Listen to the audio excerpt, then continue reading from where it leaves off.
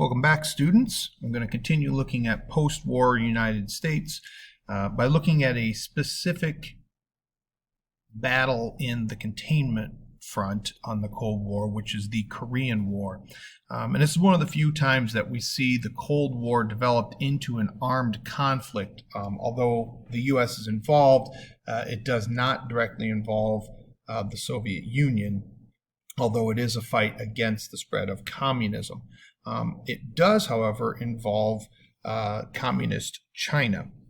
Now, prior to Japan invading China in 1937, there was a civil war going on between the nationalist side, led by a guy named Jiang Jiechi. I think I mispronounced that, better known to most Americans as Chiang Kai-shek, and the communist forces led by this guy here in this piece of communist propaganda, cult of personality stuff.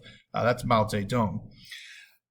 When Japan invaded, they kind of put the Civil War on hold for both sides to fight the Japanese, the communists mostly in the north of China, the nationalists in the south.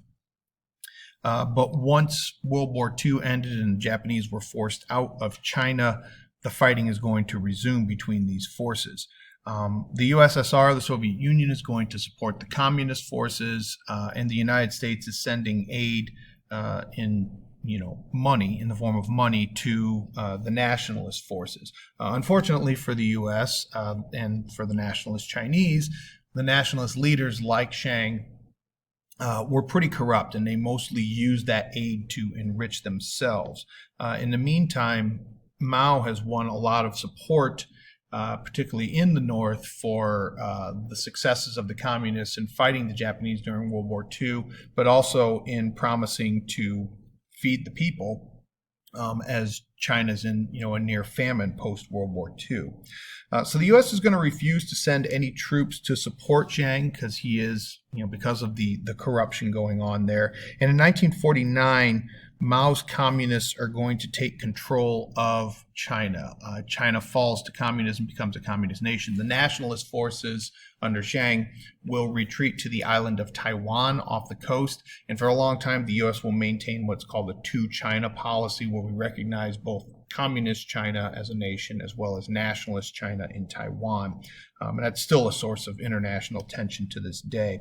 And this is pretty alarming that China falls to communism, because that now means that communist countries control about a third of the world's population and 1/4 of its land mass. China is a huge country, particularly in terms of population, coupled with the Soviet Union and some areas in Eastern Europe. This was pretty alarming. And a lot of Truman's critics blamed him and his administration for losing China. And this is going to be important when we get to what happens in Korea, because Truman does not want to be seen as being soft on communism or as losing Korea in the way that he was seen as losing China. But one last note that's going to be important here when it comes to the Korean War is that the United Nations refuses to give communist China its seat on the Security Council. The UN has a special body made up of permanent members that were all the allies during World War II, including China and the Soviet Union, and then a bunch of rotating members. And any member of that council can veto anything the UN wants to do. But as of this point, China does not have its seat because the UN does not recognize their communist government as a legit government. Like China, Korea had been occupied by the Japanese, at least during World War II, but long before that, and was liberated by both the United States and the Soviet Union. And much like what we saw with Germany after the war, Korea is going to be divided between a Soviet occupation zone and a U.S. occupation zone at the 38th parallel, 38 degrees north latitude. The intended goal was to reunite the peninsula into one government and then, withdraw troops from both sides. But instead, the Soviet Union sets up a communist government in the north, and the U.S. then, in response, helps to set up a non-communist government in the south, and both nations withdraw. In 1950, As you can see on this map, 90,000 North Korean troops are going to invade South Korea using more up-to-date weapons that they acquired from the Soviet Union. The United States will send troops in from Japan to aid the South Koreans, but they mainly help to withdraw or to retreat, as you can see in the first map here, back to the area around Busan. And sort of form a holding action for the time being. The U.S. decided to get involved in Korea, as mentioned before, because of the fear that we lost China, and it is part of the containment policy, right? North Korea is communist. We want to prevent the spread of communism, but also we're learning from the appeasement policy, where we gave in to Germany prior to World War II, and obviously that did not help. It just made things worse. So the U.S. is interested in preventing the spread of communism, preventing all of Korea from becoming communist, and we're willing to use military action in this case, because not doing so against Germany is what led to those problems.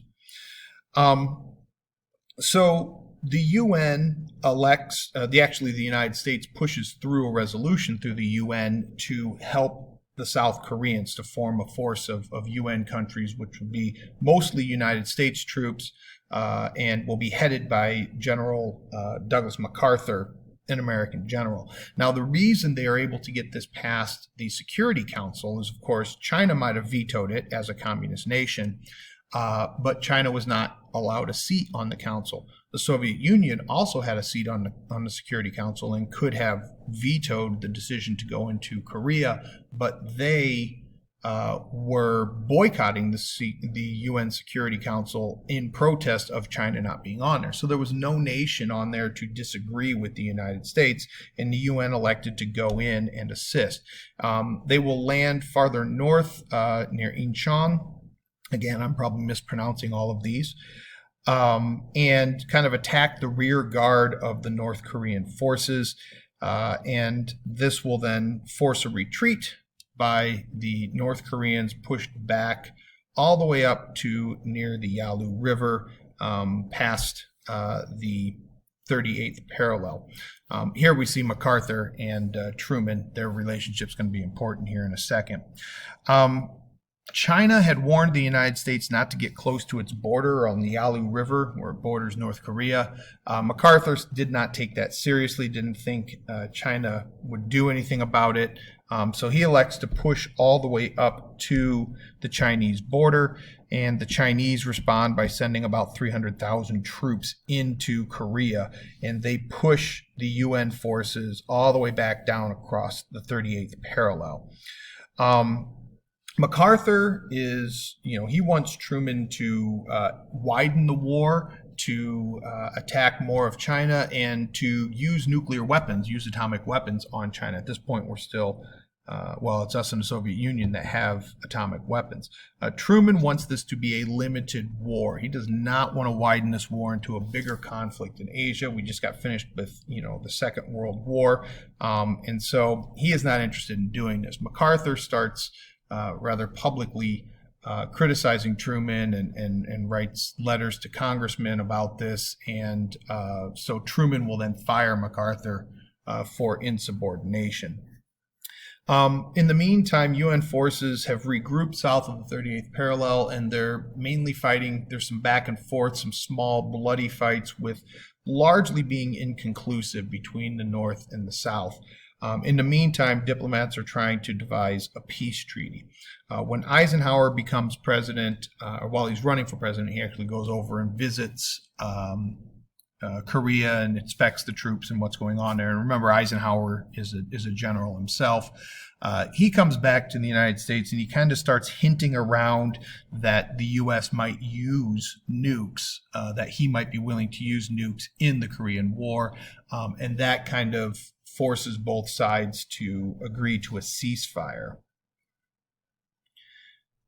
Korea remains to this day a divided country, with a communist north and a democratic south. It is still divided at roughly the 38th parallel, kind of about where they started in the war.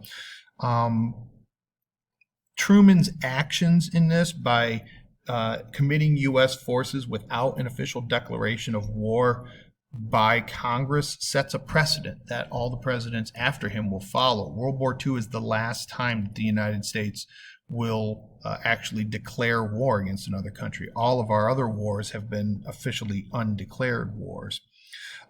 It increases more international cooperation for the United States. We create SEATO, which we talked about in the previous lesson, to try to deter the spread of communism in Southeast Asia and Oceania. And we're going to see an increase in the importance of the military as we become more willing to use military force in the containment aspect of the Cold War to try and prevent communism from spreading in places like later on, Vietnam most notably, but others too. And by 1960, nearly 1/2 of the U.S.'s federal budget is going to be spent on the military, and it still makes up a sizable percentage of the U.S. budget today. So not only, after World War II, we don't really demobilize fully. We're not nearly at the same level we were for the Second World War, but we don't go back down to a peacetime footing at all after that, and we remain that way today. We're always halfway on a war footing with a still sizable military and a lot of money spent on military development and readiness. In the U.S., we'll have in the 1960s, at least 1 million troops stationed throughout the world in potential hotspots in case, communism erupts as it did in Korea. Taking a look at the graphic organizer here, looking at the Korean War, sort of summarizing it, the top row of boxes, each of those 4 is a cause of the war, and I want you to explain how it led to the Korean War, how this caused us to go into it. The middle box are just events, the sort of back and forth of the Korean War. So the box on the left leads to whatever the box on the right has. So it's been half filled in. So in the first set of boxes there, Security Council votes to assist South Korea. What led to that? In the second set, 90,000 North Korean troops attacked South Korea and U.S. allies. What happens as a result of that? Okay. And then the last 4 boxes there are the effects. How does the war affect North and South Korea? How does it affect presidential power? How does it affect U.S. foreign policy? And how is it going to affect the federal budget? So as an example, the middle one's probably the most confusing for people. So you can see here, Security Council voted to assist South Korea. What led to that? Well, China wasn't on the Security Council and the Soviet Union was boycotting it, and no one was able to prevent that from happening. All right, I love you. Bye-bye.